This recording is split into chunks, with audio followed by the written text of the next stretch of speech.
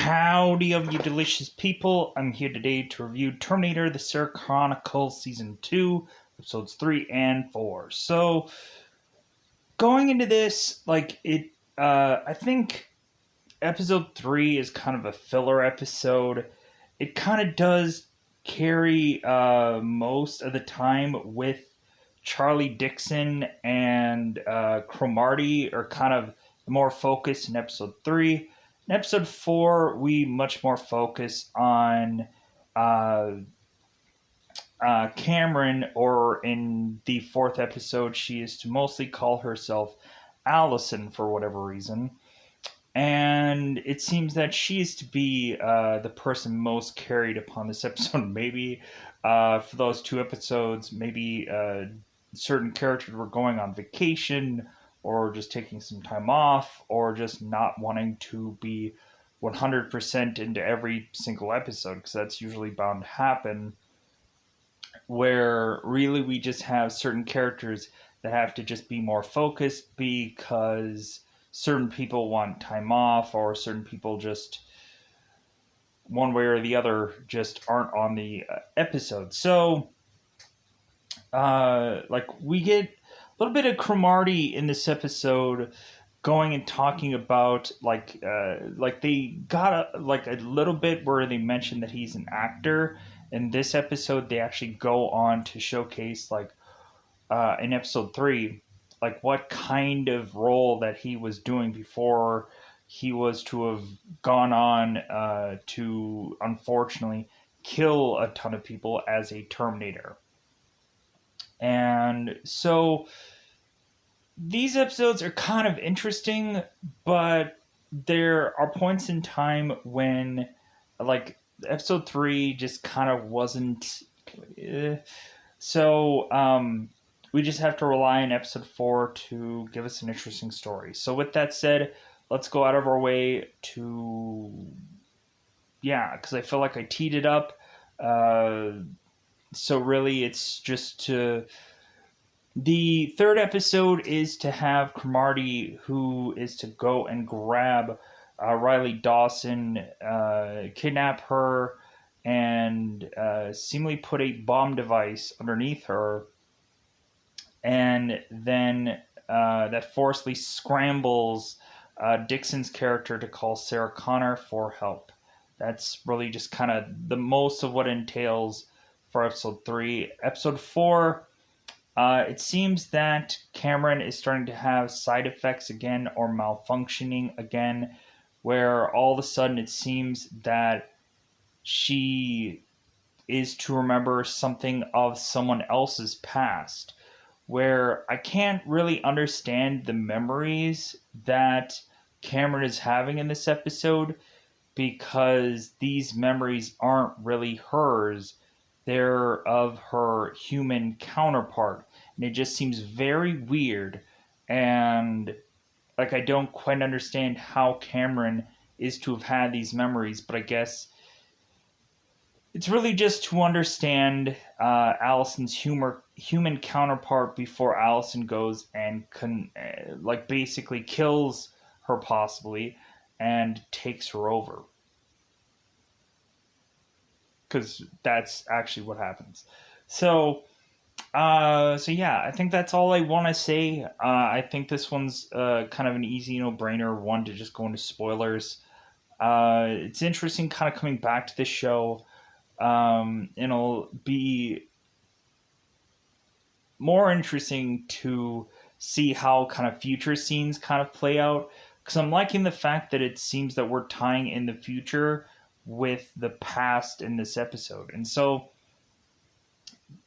I can obviously say there seems to be a lot of times where they kind of do the classic TV kind of episodes, where this season is built on Cameron's malfunction. So Cameron needs to have this kind of what is it called? Amnesia kind of episode. And so I'm assuming that Cameron might have eventually more amnesia kind of episodes, or remembering who exactly she is, which may bring into complications with further on episodes. So we'll see how this eventually plays out. So let's go into that double five. Let's go into that territory of what is customary known as spoiler time. Spoiler time. It's about that time getting to spoil this episode. So, very beginning of this episode, Dixon is to go off with Riley to want to leave the life of which they had previously had behind. All of a sudden, Dixon goes off and is seemingly just getting gas put into his car. All of a sudden, to run out of the place of which that he was getting gas at, to have not only his car but his wife getting taken, driving off. Dixon chasing after them, but it's a moot point because Cromartie is off with his woman, and his wheels. So Dixon goes and calls on John Connor, and then Dixon is to just kind of do some kind of small talk, and then eventually asks for Sarah Connor. So Sarah Connor is to answer the phone. Dixon kind of breaks down, saying that Cromartie had got his woman. So Sarah is to need to know where Dixon, of course, is, so she can go and help him. And so she does. She goes and finds him, and they team up together with, of course, Derek also with them to find where Riley is. And so Sarah at some point is also calling John, and so the Terminator is to, via this conversation, figure out the code that that Sarah is to give John, and so now the Terminator knows the code, and so the Terminator ends up calling John as Sarah, telling him to go to some amusement park of some kind, but we'll get to that point. Like, we're kind of jumping the gun here. So the gang all is to meet Riley, supposedly with a bomb attached to her, to this chair of hers, and of course she's being tied up. So come to find out, really all of this was a trap to just kind of lure all these people here, and the bomb actually was a fake. Sarah goes and rips the bomb off of this place to just find that it's just some clay, it's some fake thing. And so they find out, though, that Riley is to be bleeding, and so it seems that they're rushing off to, more importantly, go and try to save John, who, again, had the phone call. So Riley goes off, so Sarah is to be driving just to make it to John, and Dixon is to consistently ask Sarah to stop the car, because it seems that Riley is soon going to die here. And of course she does. So Riley dies. They end up having, I guess, to bury her body, or because really, like, she's just bleeding out. Dixon doesn't know where it's coming from, when it's coming from, why it's coming from.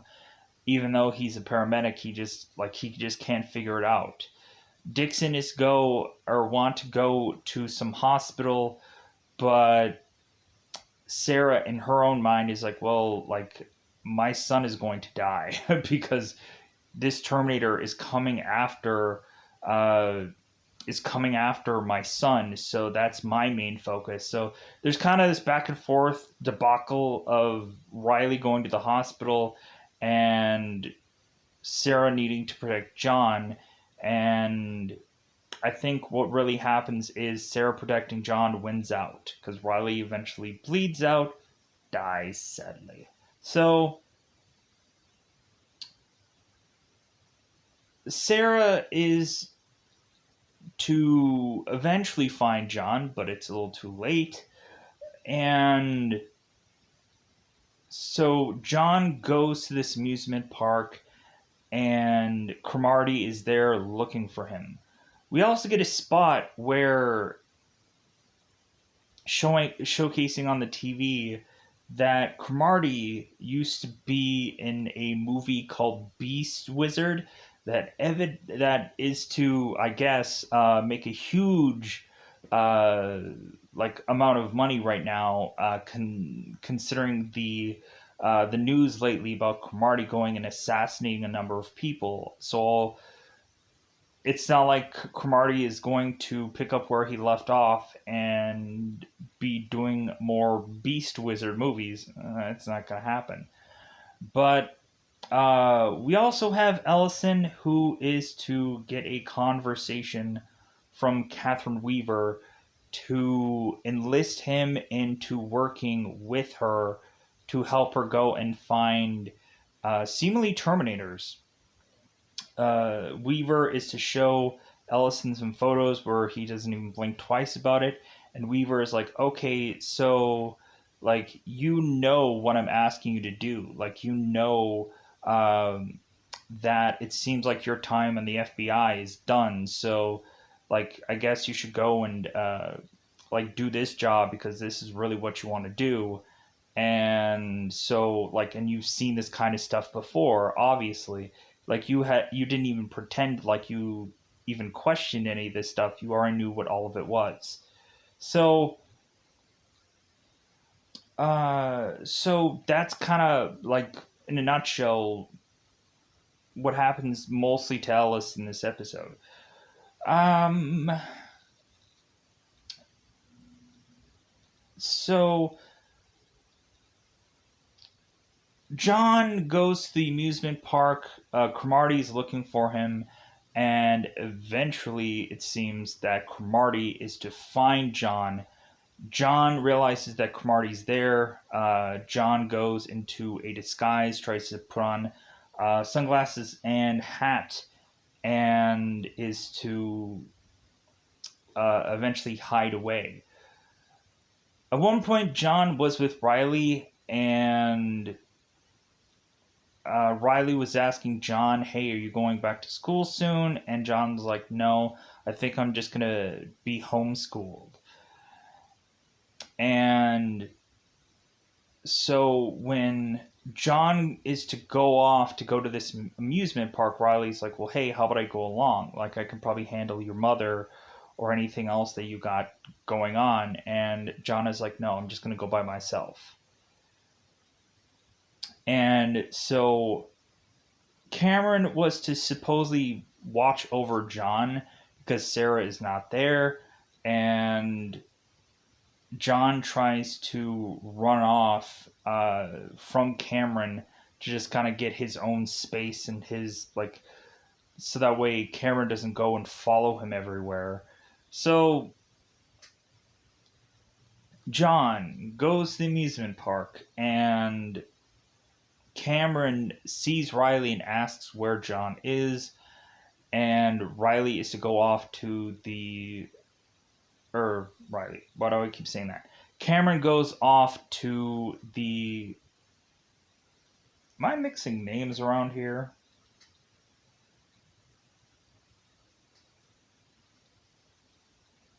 Why did I see Riley twice?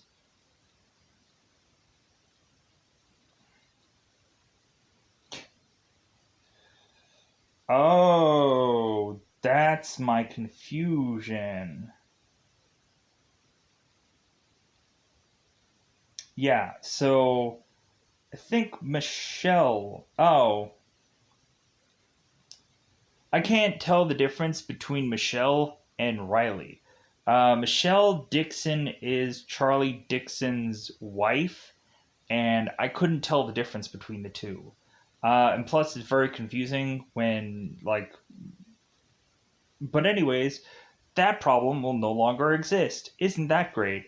So at some points when I was talking about for the bulk of this episode, I was saying Riley when I meant Michelle, because Riley's barely in this episode, and so my mistake. Uh, so that clears that up. So Riley only had talked to John in this episode, and so yeah, I was getting myself so confused there. But we cleared that up finally. Mistake there. Anyways, because I know I'd easily make mistakes with names. Pushing on, because it doesn't matter. Michelle's dead. That's sad, but now I don't have much confusion anymore. So, uh, so John is to run away from Cromartie. Cromartie is hot on John's tail. John decides to go and jump into the water, and Cromartie jumps after him, but then Cromartie sinks, and John kind of quickly gets rid of his coat, so that way, of course, because Cromartie grabbed onto John's coat, John grabs away from this coat and tries to pull away. So Cromartie is to sink into the water, and so John is trying to swim out of the water uh, to see Cameron kind of just like, hey, what are you doing? And John's like, hey, can you help me out of the water? And Cameron is like, well, I don't swim. And John's like, yeah, I kind of figured that out. So,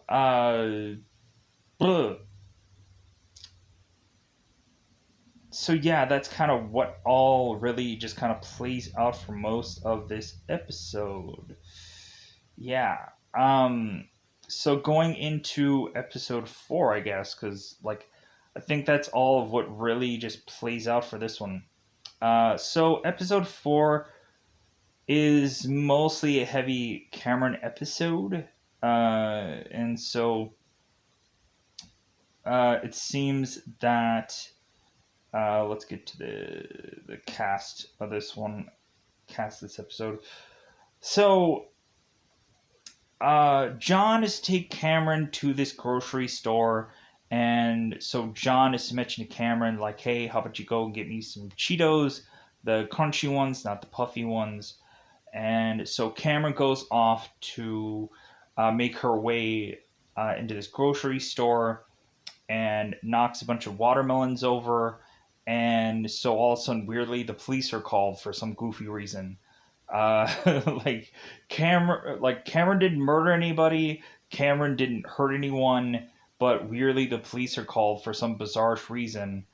I guess because this girl doesn't answer anybody, so maybe they thought she was a loon. So the police officer goes and kind of puts a flashlight to this girl's face, and so now Cameron is having a flashback of a time before where she is to be from the future, and she's Allison from the future. And so Allison is kind of making her way through the future, kind of like going from this bunker of the resistance to walk out to eventually get caught by the hunter killers or the Terminators and forced into interrogation, asking who she is, like what her name is. And so this girl named Allison doesn't give up her name until it seems that they burn a barcode into her arm, and then she says she's Allison Young. And so Cameron is to slowly but surely get some memory of some past life she was to have. And she's incorporating that into her, I guess, prison time, where Cameron is to go with the girl named Jody for a bulk of this episode, because Jody is going to use Cameron because Cameron has money, because she has this big fat wad that Jody sees and is like, I'm going to latch myself onto this girl who doesn't know any better and use her because she has money. So, uh, so let me put a pin in that. So we also have Casey, who is going into seemingly labor or possible labor, or it just seems she's having some labor issues. So Casey goes and sees Sarah Connor, and so Sarah Connor's like, okay, let's go to the hospital to kind of check things out. So Casey is to get an ultrasound, and they're not sure exactly where the bleeding is coming from, whether it's just from Casey or whether it's from her child. So they're like, well, we have to go and figure that whole rigmarole out. So Sarah's to ask Casey, like, hey, do you have a husband? Do you have, or husband? That isn't right.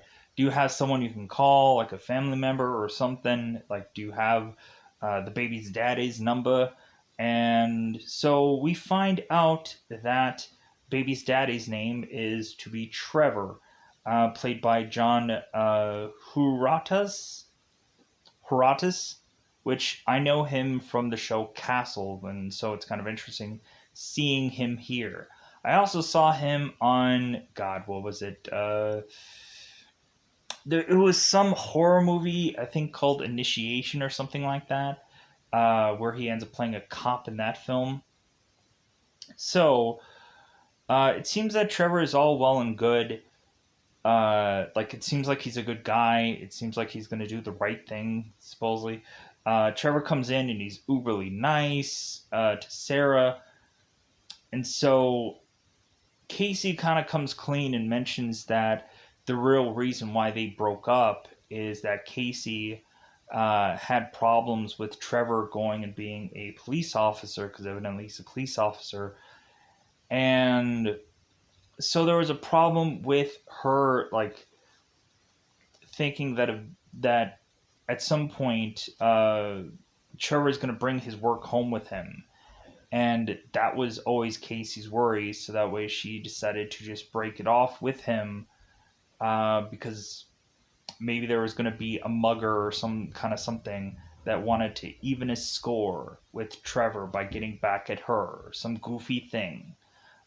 So even though this guy is just some beat cop, I think, but I don't know, we're not quite sure yet.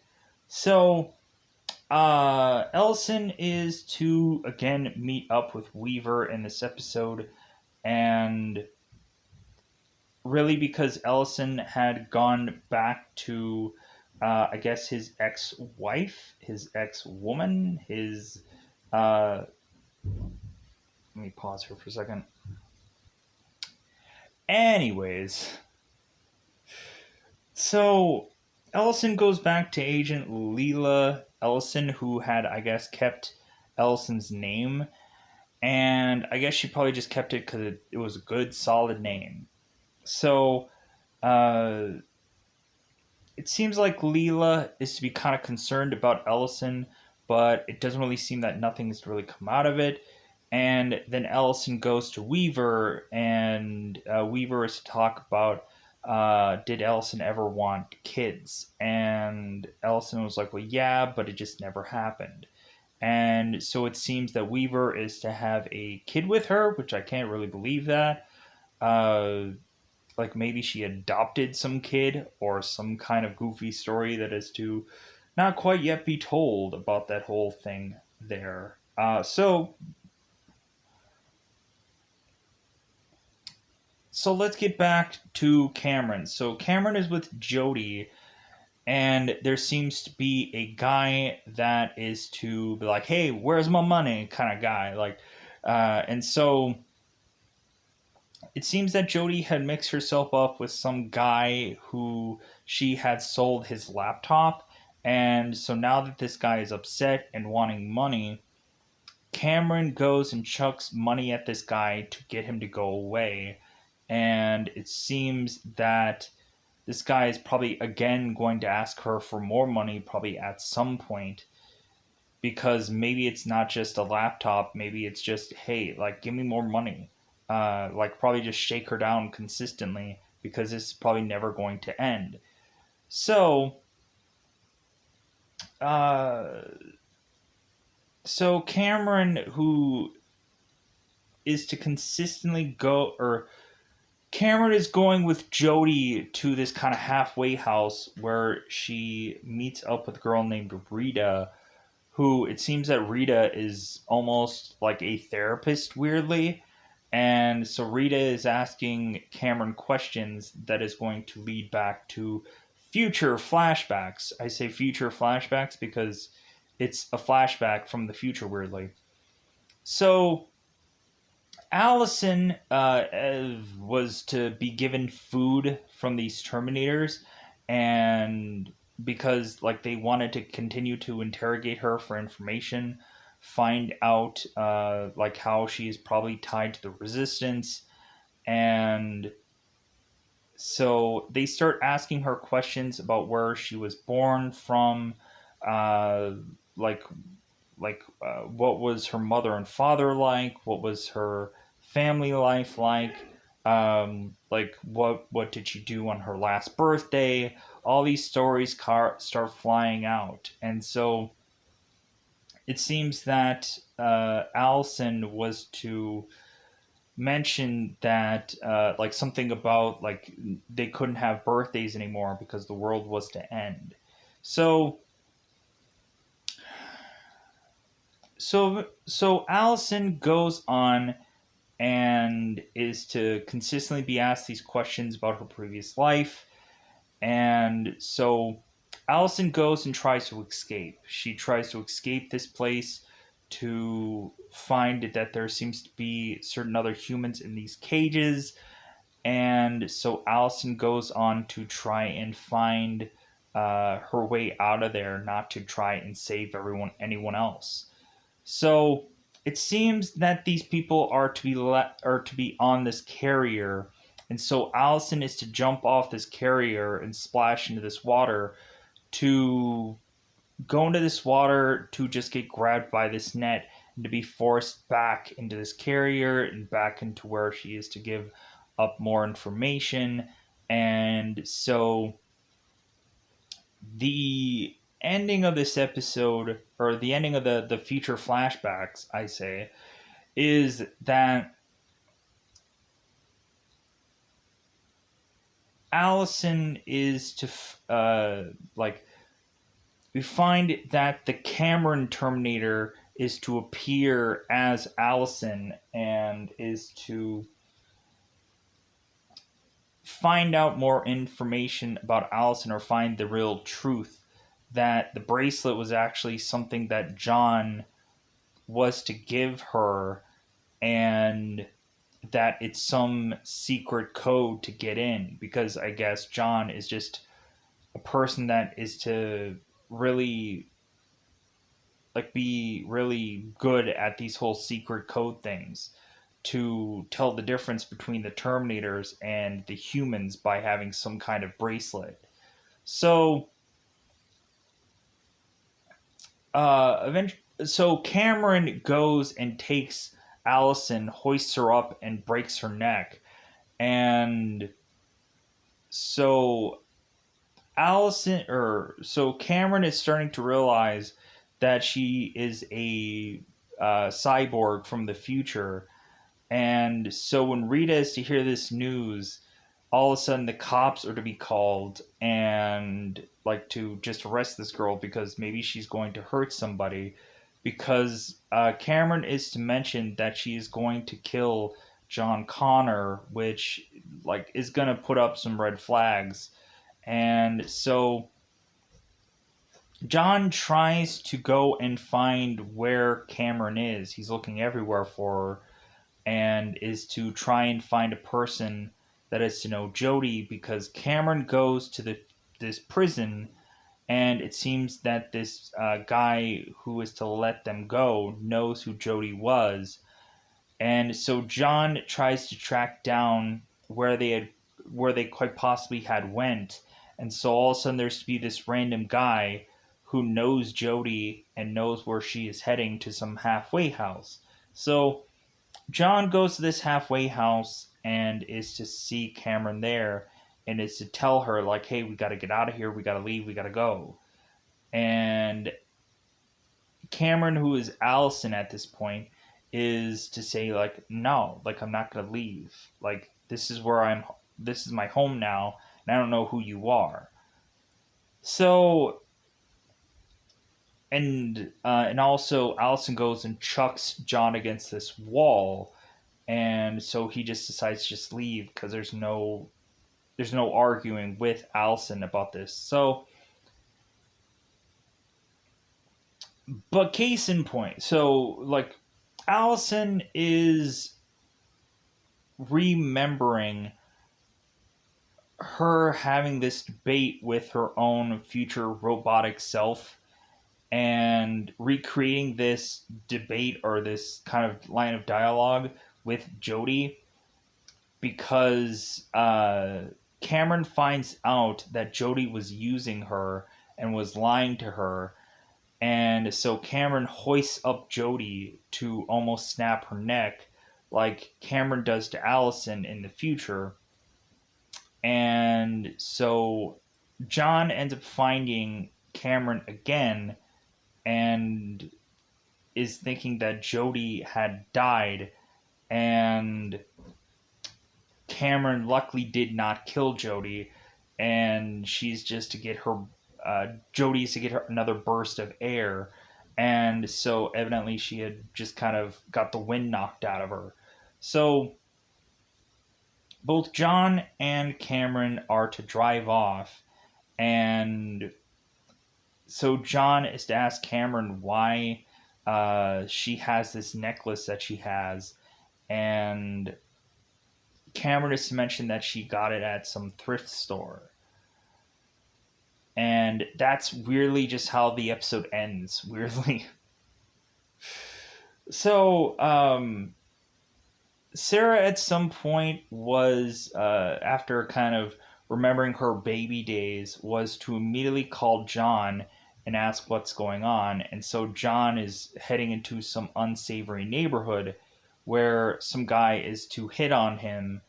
And Sarah's like, what's going on? And John's like, nothing. Like, me and Cameron are making our way back home. Don't flip out. Like, cause I'm just in some neighborhood. So, yeah, I think that covers most of this episode, most of episode 4. Uh, because anything else is just kind of little side pieces or little things here and there. Like, just anything else is just to be talking about Trevor or Casey's pregnancy. And I think that's all that I want to say really about this episode. So I think I'm going to get out of here. Yeah. Because that's all I'm going to say. So, bye, everybody. Bye, everybody.